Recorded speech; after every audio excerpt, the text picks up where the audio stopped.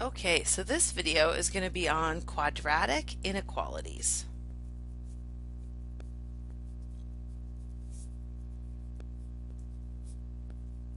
So the biggest thing with quadratic inequalities is there's a couple ways to solve them, and the way I'm going to teach you is a little bit different than the videos in the textbook, and that's why I'm making the video. So there's a general idea of how to graph these. You graph the idea of equal just like we have in the past. We graph the U shape, and then we either shade above or below. We shade above if it is greater than or equal to, we shade above. If it's less than or equal to, you shade below. And we've seen this before in a regular line, like the regular inequalities. And then the other kicker was if it has a line under it, so it doesn't matter if it's less than or greater than and equal to, you use a solid line on your U shape. If it's just less than or just equal, you use a dotted. So that's kind of like the general idea. So you just graph it, you shade above or below. So let me graph one and show you this. This is not the most effective method, but it works because seeing the solutions is a little harder from a graph. Not a little harder, it is harder. So let's look at y is greater than or equal to something like I was trying to think of something that had a pretty vertex. Maybe I'll write it in vertex form. Nah, I'll just do this one.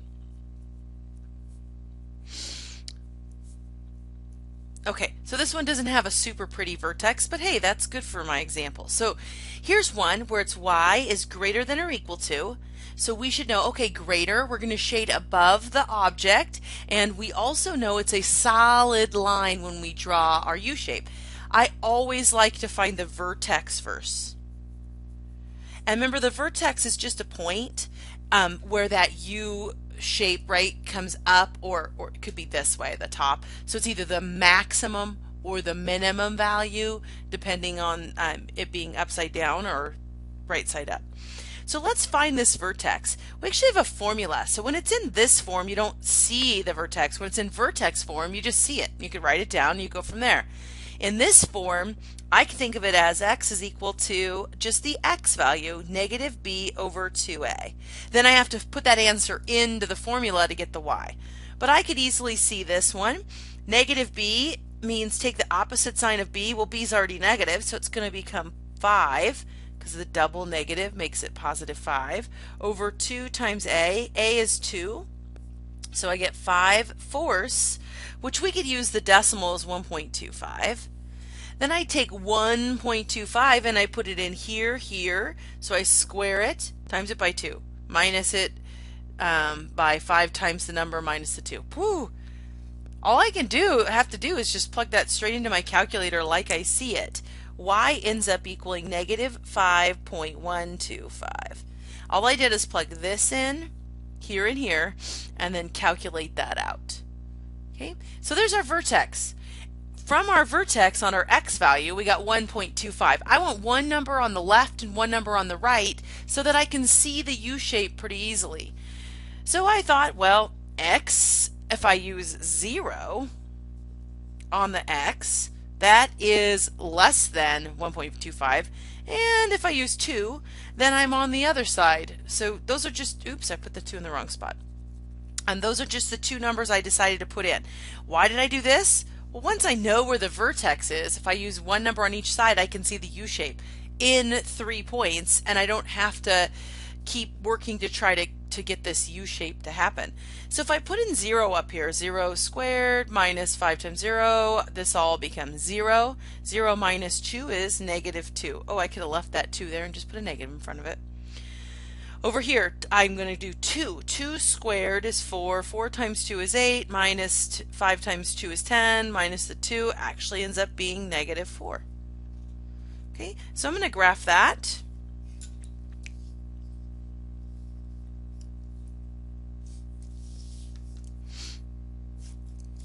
Okay, so tried to make my graph a little small so I can see everything at one time. Good, that's good enough.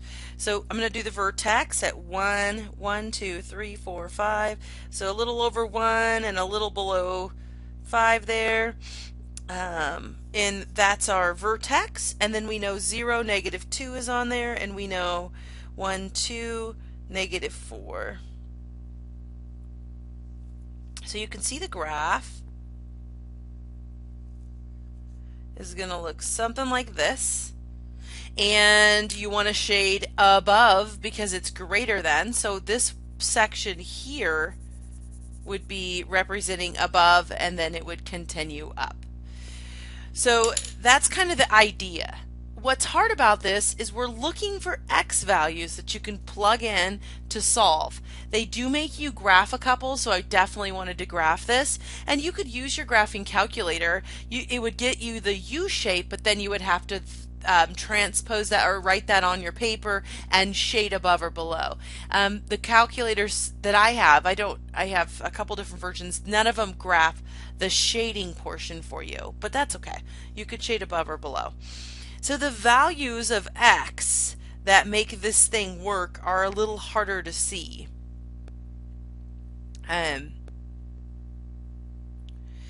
So let's go ahead and look at how to look at the same problem with the idea of a critical value and how to write out the answers. So I'm going to do the same one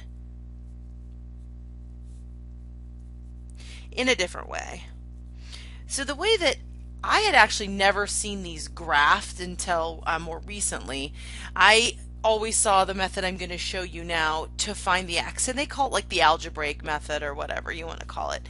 I look at this and I pretend like this is equal, and I find the two zeros or the x-intercepts or whatever you want to call them. So you end up putting in 0 equals 2x squared minus 5x minus 2 and finding the two solutions. What this is going to find for you is the critical values, okay? And then we'll go from there. So let's look at this, and we could use the quadratic formula. Factoring isn't going to be very pretty, but I think it's factorable. We could use complete the square. I'm going to use the quadratic formula because, quite honestly, if I have a number in front of x squared, it makes factoring harder, and I don't like complete the square. If it's an odd and a 2 in front, it would be fractions with, it would be ugly complete the square. So let's just use the formula. The formula says you have negative b plus or minus the square root of b squared minus 4 times a times c all over 2a.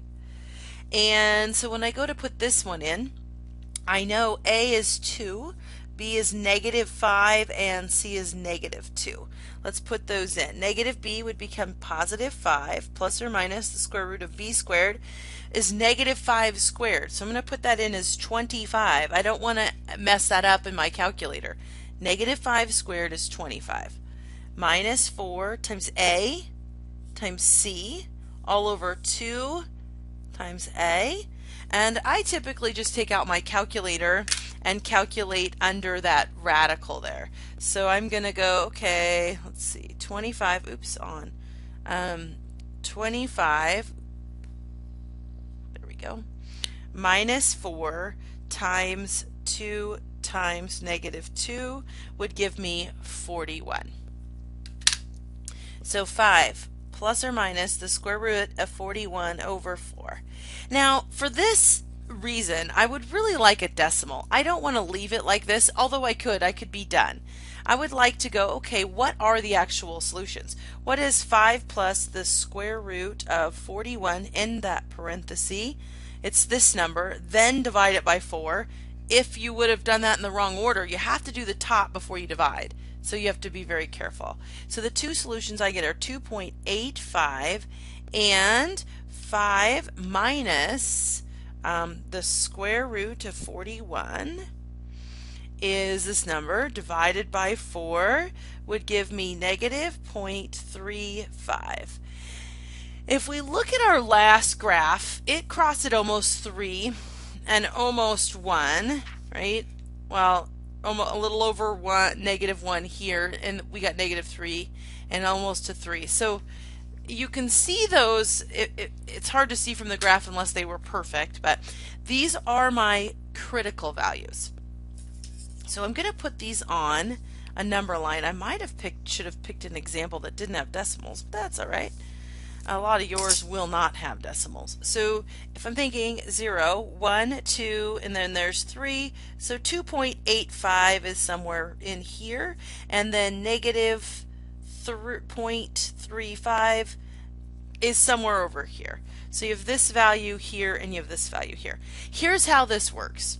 Typically from these values, your graph is either going, or your answers that work are either going both outside or both inside. So these are our critical values. It's like looking at only the x. What I do is I put a number in that's in the middle, okay, and I see if it works. And if it does, then they have to be pointing in. Okay, so you have to check a number here, here, and here. So you could think of like this is maybe -2, and over here is maybe 3 or 4, something above. So let's put in these critical values into our original and see if it works. So here, and think of this, these as the x's. So 0, I'm going to put in 0 and see if it's in between. So I'm going to have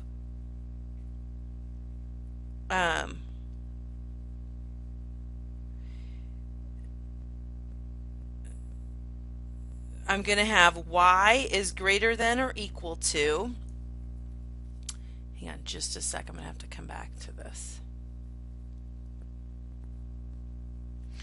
Okay, so where I stopped was here, and I stopped because I went, wait, I confused myself a little bit and I didn't want to say it on my video. So what confused me was y has to be a number, and I used the same example from before of the y, and I put in 0. So what I'm going to assume is that y is 0 on this. Otherwise I can't see which values, but I wanted it to be similar to the first one. If you have a y and an x, the only thing you could really do is graph it and shade it and find points that would work for it. For this reason, I'm going to pretend like the y is a 0, and so that I can see if this test point is going to work. So I'm going to put in 0, and I'm going to say, okay, 0 squared times 0 minus 5 times 0 minus 2, we know would get us out -2. Is this true or not? So this is like my test point. Okay, or test spot or test critical spot. So in between, this is true. 0 is larger or equal to -2. So we have to be in between those two. They have to be pointing at each other, and so you're in between them. Okay, so you don't really have to check the other spots, but sometimes, well, you should usually check them anyway, but you test -2. So we're looking, does 0 greater than or equal to 2 times -2 squared minus 5 times -2 minus 2. So I put in that -2 spot, and I have to figure that out and see. So I'm going to use my calculator. 2 times -2 squared, so 2 times 4 plus 10 minus 2, all right, is 16. Is 0 greater than or equal to 16? No. So this one was a yes, this one's a no. So it cannot be over here. Okay, if I look over here, I could test a 4. So 0, is it greater than or equal to 2? And then you have 4 squared minus 5 times 4 minus 2. So 4 squared is 16. 2 times 16 is 32. Minus 20 minus 2 is 10. Is 0 greater than or equal to +10? No. So we know it can't be over here also. So that's the idea of a test point. I'm not looking at the full graph. I'm looking at numbers that would work for this problem. That's why we can't have a y be a y. So if you have a y and an x, you can graph it. If you don't, you're going to have to use an algebraic method like this and have test points. Okay? So we know, how can we state this solution here? Well, there's a couple ways. We could say, all right, so this is our solution. in inequality form, we would say that x has to be greater than or equal to negative 0.35, and x has to be less than or equal to 2.85. So that's, you can write the two solutions out this way. Oops. Okay, so you're saying you're greater than this one, less than this one, or you could have wrote them in interval notation, which tells you you have a square bracket because it's equal part, and you write the lowest number, which is 0.35, to the highest number. Again, square bracket. Square brackets are with the equal sign. Round brackets are without. This notation is called interval notation. And I really want you to start to see that notation because the colleges expect you to know it when you start taking a higher level college class. And also computer science uses this logic. So it's really pushed more of lowest to highest and just putting a comma in between. All right, so this is how you're probably going to see most of your solutions, okay? And this is an and in between. But this one could possibly be there. Not in your Algebra 2, but you may be in 10 marks. I haven't really looked super close at 10 marks because I don't think this section was done to even use it. So let's look at another one where I use numbers and I don't try to put in another value. Let's do this one. Let's do x squared minus 4x minus 6.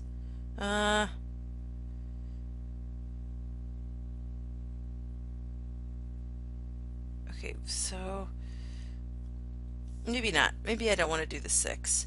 Let's see. So I'm trying to think, what if I did plus and I did a plus and I just did a 4? Yeah, let's do that. Is less than 10. Okay, so I could rewrite that so it doesn't look so pretty or ugly. All right, so if I have something like this, all right, well, the first step is to set it equal to 0 so that, and look at it with an equal sign, I can find those critical values. So I'm going to minus the 10 over. So I'd have x squared plus 4x minus 6. Oh, I did mess it up. That's all right. It's less than 0. I was trying to think of one that would have pretty answers, but I don't really care. So from here, I have to find those critical values. I could use the quadratic formula again. The factors of 6 are 6 and 1 and 2 and 3, and they don't make 4, so it's not factorable. It's going to have ugly answers. Goodness, I want one with pretty answers for once. B, I'm gonna be naughty. I should start the video over. That's the beauty of having a video. Let me find one with pretty answers. Let's see, what is this one? X-intercepts. Perfect. Here's one.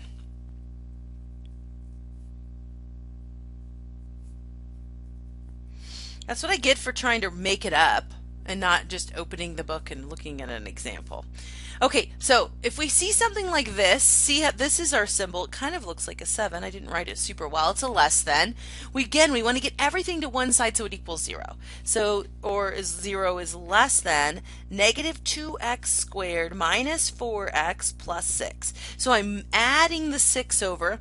I have an x squared x number set up, and I want to find the critical values. So a couple ways I can do that. I can use the quadratic formula because you got ugly stuff, and you definitely ugly because you got that negative there.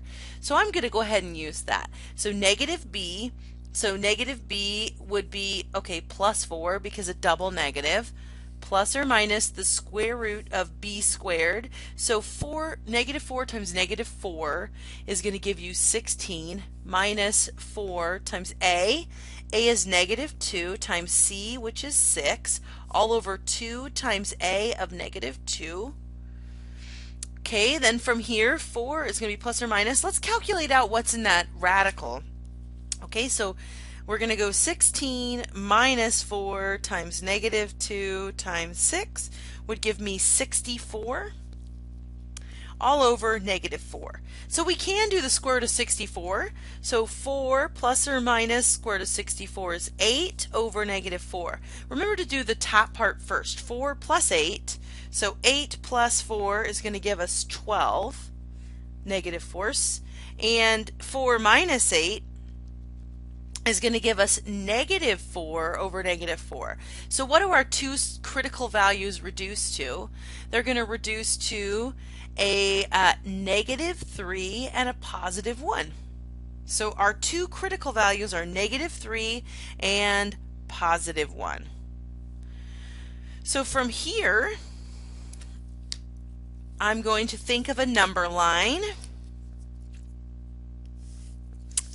Here's 0, here's 1, 1, 2, 3, here's negative 3. And I want to see, here's my critical value spots. I'm going to use a round bracket here just to kind of represent that interval notation idea that I gave you. And the round brackets represent, or open dots represent the less than symbol or greater than symbol, because you can't be equal to that spot. Square ones represent could be equal to that spot. So let's test. Again, there's a 0 here. Let's test and see if they go in at each other. So we're going to put in 0 into the original. So we would have, or into the second one's probably easier. So 0 is less than negative 2 times 0 squared minus 4 times 0 plus 6. So 0 squared, 0, 0 times anything, 0, 0, 0, 0. So is 0 less than 6? Is that a yes or a no? Is 0 less than 6? Yes. So we know, again, that these are pointing at each other because they have to be over that 0 spot. So they're going at each other. How would I state that solution? I would state that solution as, I'm going to state that as x is greater than negative 3 and x is less than, I was gonna check, I'm like talking and looking. So x is greater than, not or equal to, and x is less than 1. Now I guess you could write them together. So you could do negative 3, x is 1. X is greater than negative 3, x is less than 1, compound inequality. So here's one way, here's another. And here's another. Interval notation would say you go from negative 3 to 1, not including, so you have to use the round brackets. So that's interval notation, compound inequality, inequalities. Either way, all the same solution. Again, so the idea of this is just to find your critical values that you've been finding in this whole solution using quadratic formula, factoring any way you want. And then from there deciding, do they go in? Do they go out? Okay, and finding those two solutions. And you do have to graph some of them as well. And you're welcome to get some help with your graphing calculator on the graphing section. And you might want to use the decimals. But if we look at like kind of how your homework is set up for my high school class, is you're going to graph some of them that have the y and the x, and then some of them it just wants you to solve the inequality, so you're going to list x is greater than x is less than kind of solution. So you're going to have both. All right.